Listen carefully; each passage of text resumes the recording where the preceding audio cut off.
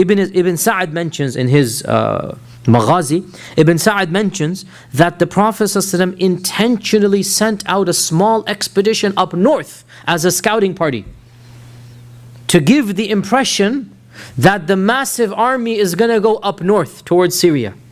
And this is absolutely logical because Mu'tah has already taken place.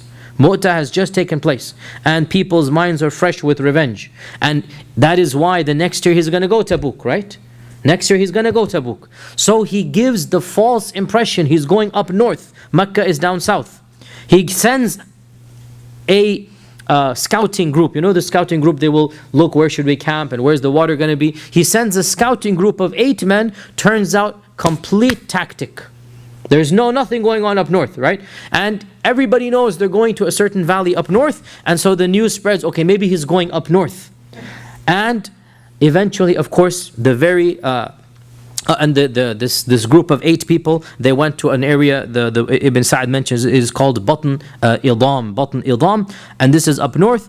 And eventually, of course, the Prophet ﷺ has to tell them where he's going because they have to march towards Mecca. And so quite literally the day before the journey, quite literally the 11th hour, that is when he announces, actually we're going to Mecca. And this shows us exactly the interpretation of what the Prophet ﷺ said when he said, Al-harbu khud'a or harbu khid'a, that war is deceit. Now this hadith is misunderstood by some Muslims and also by the far right, the Islamophobes, that they say the Prophet ﷺ, astaghfirullah, allowed people to lie.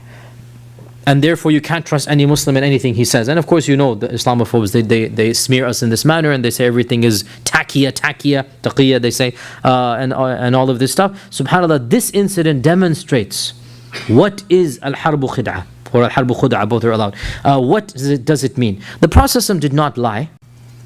You are never allowed to give an oath or enact a treaty and you know you're going to go against that oath and treaty.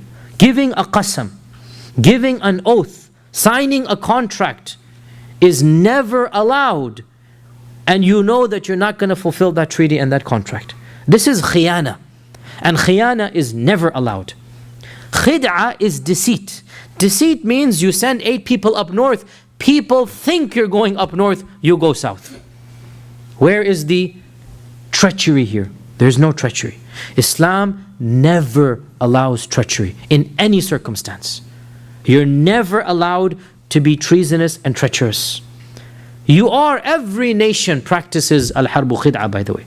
Every nation practices one thing. You know, in war you do this. That's why camouflage gear and this and that. That's all a part of warfare. This is natural. There's nothing strange or illogical about the phrase of the Prophet that war is indeed deceit. So